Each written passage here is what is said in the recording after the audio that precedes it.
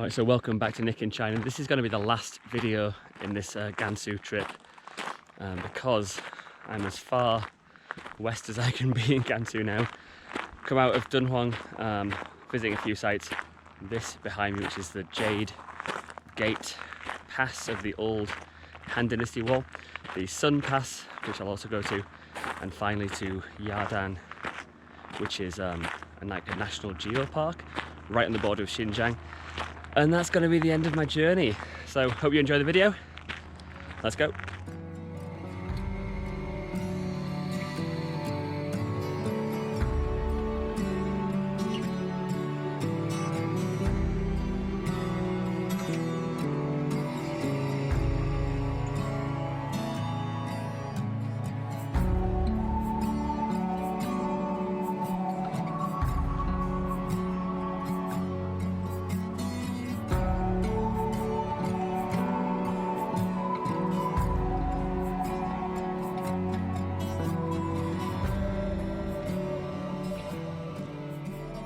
So this behind me is the Jade Gate, the other of the two main passes of the Han Dynasty wall. So it's Western Han. It's around 100 BC it was built. It's called the Jade Gate because of the amount of jade that actually came passing through it into China proper from the Western lands. A lot of history here. The Jade Gate Pass was the last port of call before leaving Imperial China on the Northern Silk Road. What was once a great military base and no doubt a thriving place for merchants coming and going on this ancient trade route is now very much a lonely, crumbling building left in the middle of nowhere. Not too far away, however, is the most famous of all Chinese historical relics. This is the Great Wall of China. Now, when most people think about the Great Wall of China, you think of that bit near Beijing, big brick, windy wall over the mountains, and it's a wonderful place to visit. This is, let's see, about 1600, 1700 years older than that part, because this is the Han Dynasty wall. It survived, because actually essentially it's made of like earth and straw, but it survived because of the climate here. It's super dry. Obviously the ruins they're very much ruins, you know, they haven't rebuilt them, which is great. Left them as they are. Wonderful.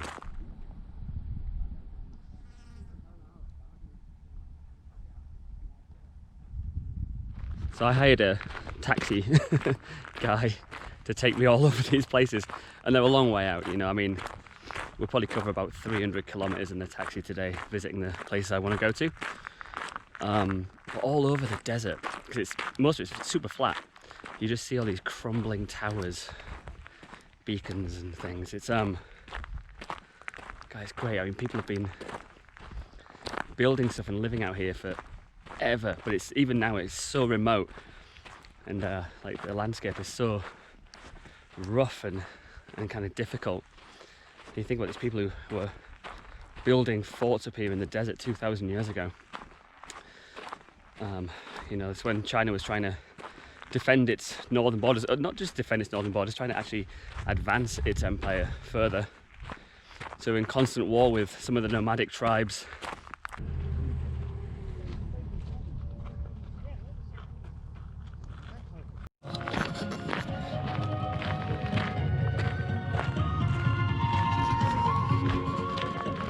Even out here, you know, pipe music. For those of you who watch the channel, you notice I have a weird fascination with the fact that almost everywhere in China there has to be a rock-shaped speaker just blasting out music, even in the middle of the Gobi Desert. Weird.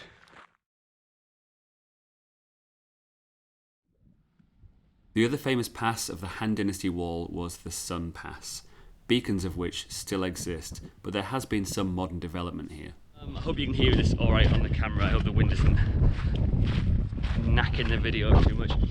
I'm at Sun Pass Yangguan, which was one of the two main passes of the old Han Dynasty wall, the end of the empire.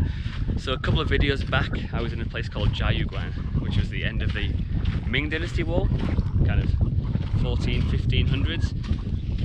But earlier than that, in Chinese history, the Han Dynasty, about 2,000 years ago, extended all the way out to here, which is much further into the desert.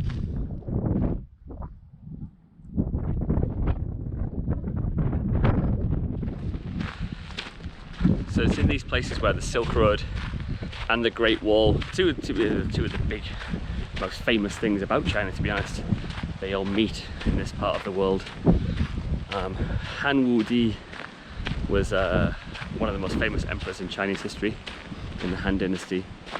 Under his reign, the empire really expanded a lot, and a lot of it was due to a guy who was in his service, a guy called Zhang Qian, who is regarded as kind of the architect of the Silk Road. So he was sent out on a mission, just heading, west into, honestly, like, the most inhospitable kind of landscape. And he was away for 10 years. And in those 10 years, he obviously met lots of people, and he must have been a very charismatic kind of guy. Set up all these trade networks and things, which eventually kind of became known as the Silk Road. There is absolutely nobody here, but they have a Dicko's. Dicko's is like kind of Chinese McDonald's, KFC, crap fast food. Why is there one here? That's so weird. But they've built this huge area, which is, like an attachment to the actual Sun Pass, which is a beautiful old crumbling building. And it's like a big kind of fake castle with statues. Maybe they wanted to attract a lot of tourists. Maybe under normal years there are more tourists, who knows? But today, it's just me.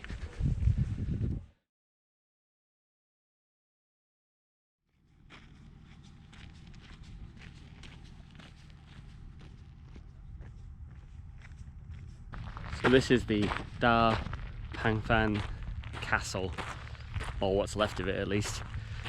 It's also a remnant of the Han Dynasty garrison that was out here, and it was a big storage facility. The ruins are actually pretty cool.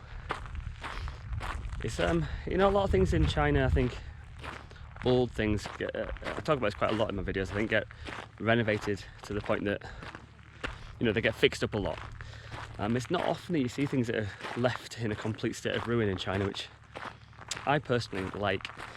Something obviously in the UK we have ruined abbeys and castles all over the place, and there is a certain beauty to them, especially when you're in the middle of the Gobi Desert.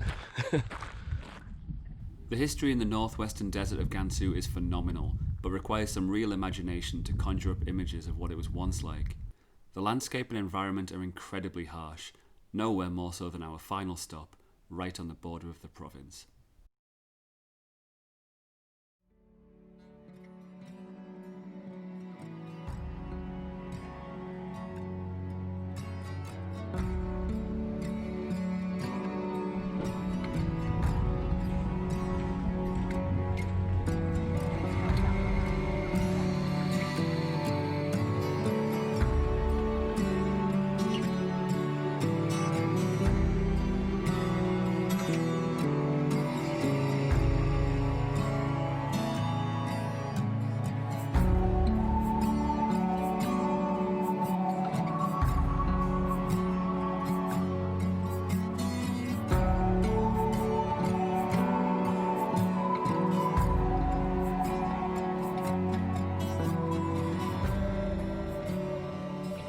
Well, I've come to the end of my Gansu journey, right on the border of Xinjiang.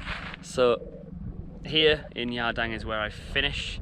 It's been a great journey. When I think about where I was in the south of Gansu, where it's predominantly Tibetan, yak everywhere, it snowed the day I left that place, and now up here in the Gobi, it's all in the same province. It's got to be one of the most diverse parts of China. I really hope you enjoyed the videos, and I'll be back very soon for some more travel as well. So until next time, take care, and any questions at all about Gansu or this trip, just drop them in the comments below. Take care. Bye bye.